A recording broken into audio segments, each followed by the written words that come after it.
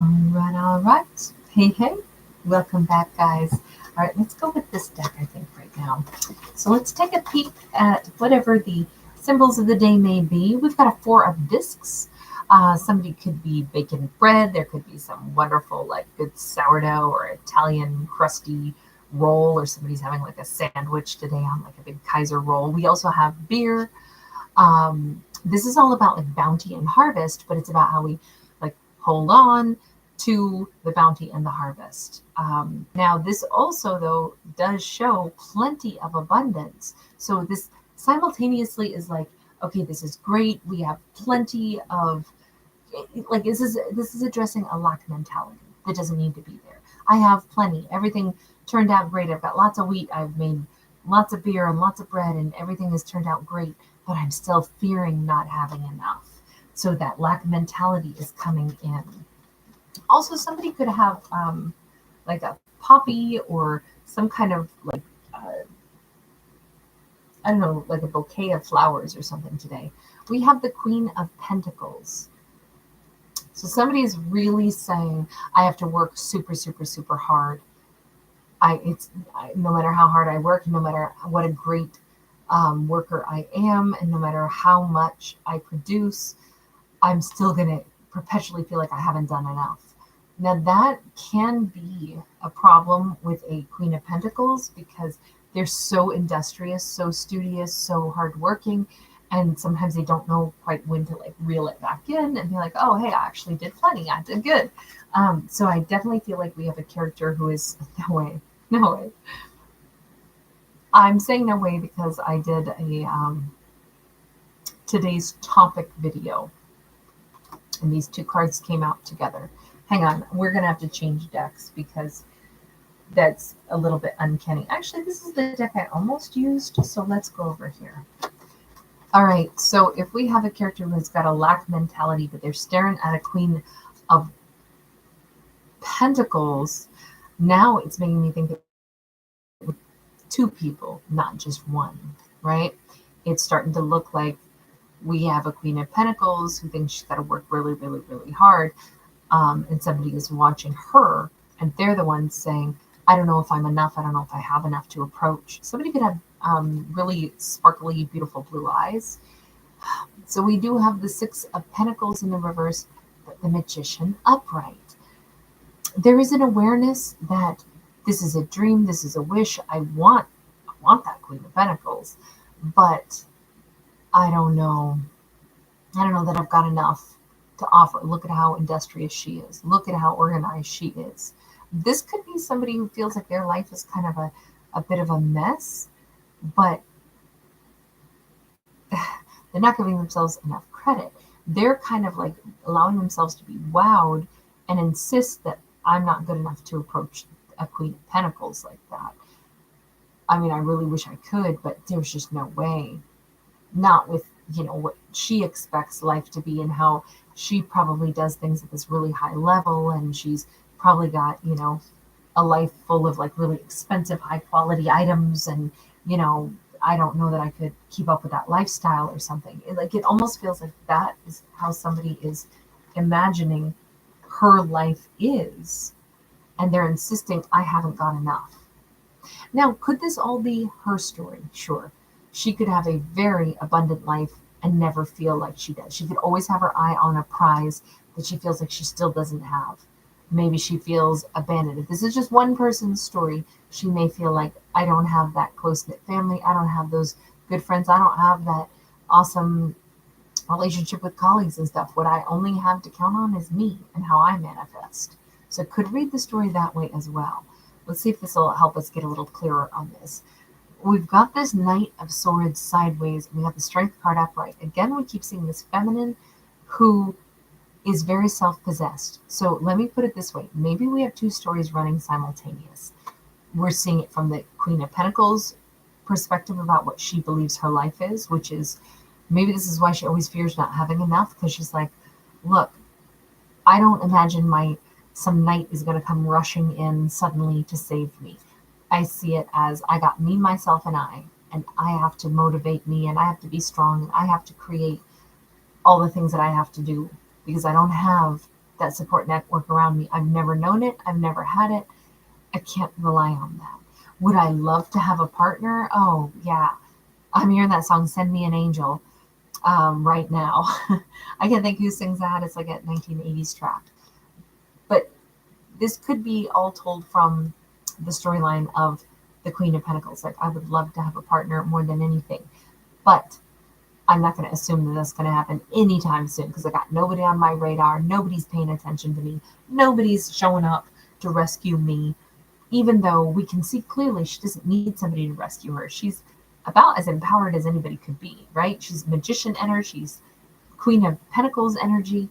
She's Leo energy with the Strength card. Like, I don't think she needs any help. But companionship is a whole different thing. But I don't love the fact that she operates in a lack mentality if this is her story. Now, let's say that this is somebody external to her watching her saying, God, I'd love to come near her, but I don't think I should. Now we could say we may have this Knight of Swords, possibly an air sign, a Libra, Gemini, Aquarius, who thinks all the time about impulsively calling her, but is freaked out saying, I don't have enough to offer her. Not somebody like that. You know, but they seem to be manifesting, taking this, you know, impulsive leap, but then they still kind of hold back. So let me just see, we're going to change decks one more time. Is this something that is going to be happening or not? Or which storyline have we got, right? Maybe it's both simultaneous. Okay, we have the Fool, we have the Hierophant. My first question there was, is this happening or not? The Fool says yes, leap of faith.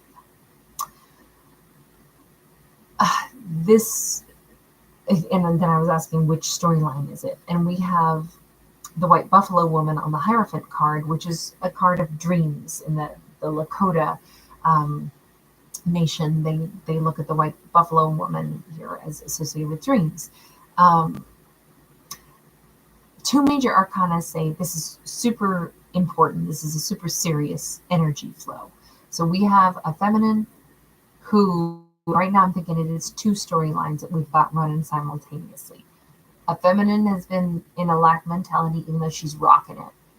She's always looking toward what she still has to do. She doesn't envision having a partner, but she would be very willing if a partner came along to do that. And I think she has to take the leap to actually admit to herself, I don't just want a career path. And maybe one of her stumbling blocks has been, to go back to that Six of Pentacles, where she's like, I don't have a Six of Pentacles. I don't have anybody giving to me equally.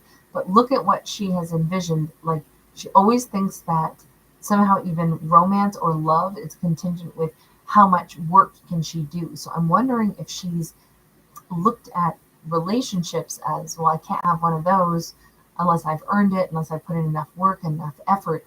It's like she's equating the same way she goes at her work, and she could be a bit of a perfectionist, but it almost seems like she's been equating like her worthiness with, you know, earning money or deserving a raise with whether or not, like, she applies that same mentality and goes at it the same way as she's talking about love.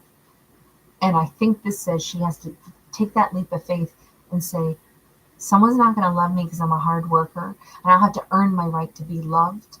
I actually need to take that leap and believe that, and that's how I call in a partner. Because she does want a partner. I even think that this is getting tedious. She always thinks she doesn't have quite enough, no matter how hard she works, no matter how much she does. And I would say that's true only because, you know, if she had a partner, two of them would be contributing. It wouldn't just be one person.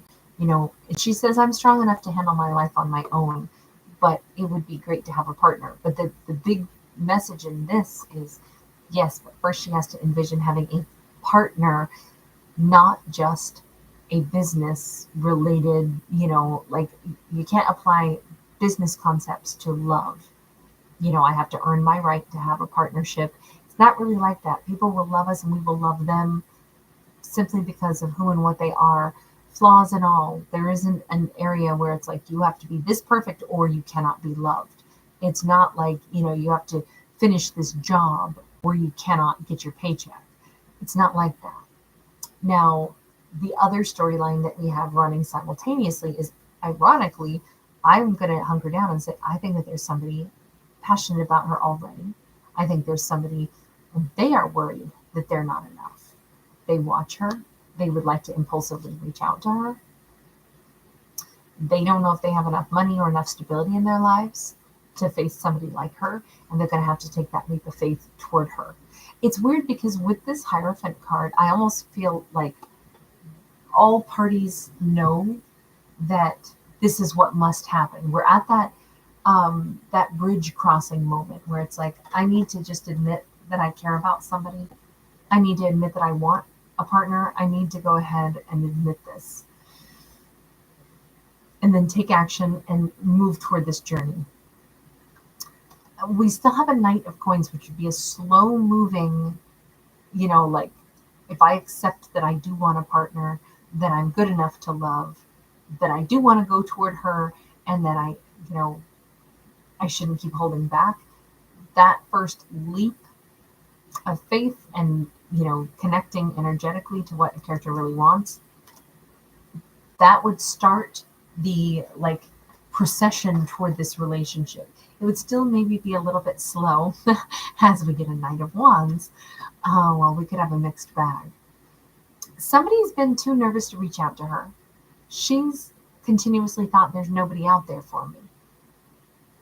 And she couldn't be more incorrect. This is somebody passionate about her. And I feel like she's a wonderful, hardworking, passionate person. And I feel like this Knight of Swords is this wonderful person as well, but they keep being indecisive. Why? What's the core of the indecisiveness? Because I don't understand this. 10 of Cups. Can I make her happy? What if she doesn't want to be with me? There could be differences that they're worried. Maybe they live in two different worlds. Maybe they have, maybe they've been raised in a cultural or a religious belief system, and it's like, I don't know, will she like, being a part of my world? Can we make this work? Will I have enough to offer her? Will she like what I bring to the table? There's definitely some indecisiveness about the 10 of Cups, but I don't think it's a matter of, I'm not sure if I'm that interested. I think it all boils down to, I don't know if I've got enough to offer. An Empress. Could I really be married to somebody this wonderful and make them happy? That's what it boils down to. Would she stay with me? Would she be my Empress? Could we be married? Because this is actually a wedding card. Would she want to be my Empress? I'm afraid to find out. What if I move toward her, try to date her, and then she decides she's not going to want to marry me? That would be really hard to handle. On the other hand, that's what I need to find out. So he's kind of at this catch-22. I see why he's almost ready to just say, I just impulsively just want to reach out to her and try to get things started. She doesn't think anybody's out there thinking of her. Let me just ask this. Do these two have any prior knowledge of each other? Or is this all kind of like this random? Okay, so we have a 9 of Pentacles and we have a 3 of Swords. This could be one of those stories where they do have previous knowledge of each other. And that could explain why self-worth is such a huge topic here, because he's been brokenhearted. She's over here single. It does look like they maybe already crossed a path together and it didn't end well. 4 of Pentacles sideways. I don't know if things even ended with a completion. It almost feels like, how did it end? I don't really know. How did it end? I don't really know. It's like neither person knows or even remembers who blocked who. It does look like they were blocking each other, but they were incomplete blockings, because we could reach right through or still talk to each other, but it's like, no, I don't think so. I think she doesn't want to talk to me. Well, I think you didn't want to talk to me. It feels like these two had a very murky ending. And if that is the case, by the way, somebody could have a garden gate outside, or they live near a park or something. They could live in an apartment complex that's near a park that has a wrought iron fence running alongside it. I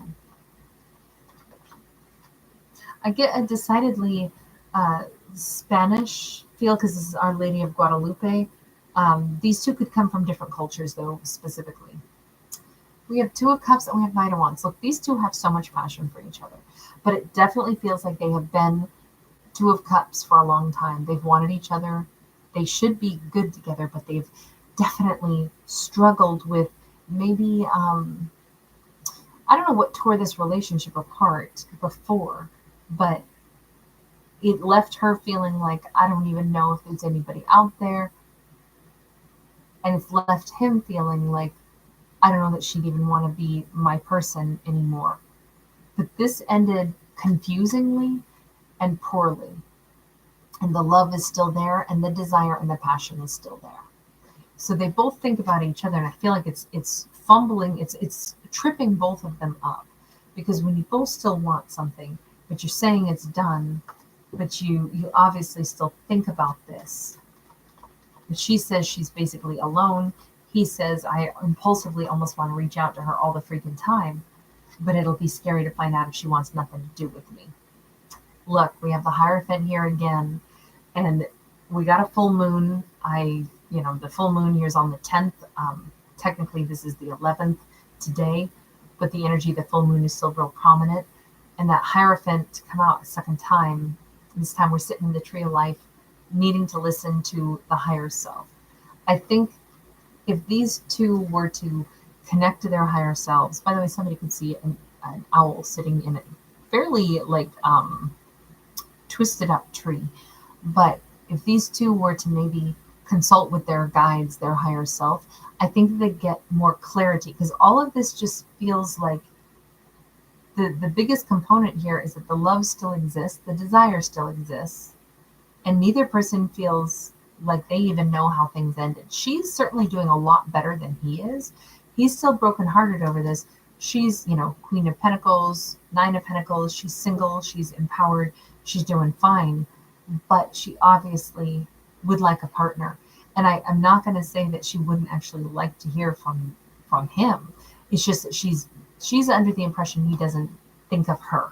So I don't think she's trying to will him back into her life. Well, I spoke too soon. We do have the Lovers card, and birds are migratory. So she may have a deeply held hidden fantasy of oh, if only someday he would show back up in my life. Then maybe these two need to just go ahead and acknowledge it outright, and then, admit it to themselves, and then finally take action. Because it's like we're flirting around with this, two people who both want to take, they still think of each other so much.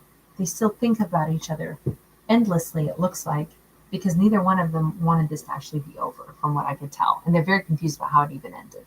So I hope that they listen to their higher selves on that.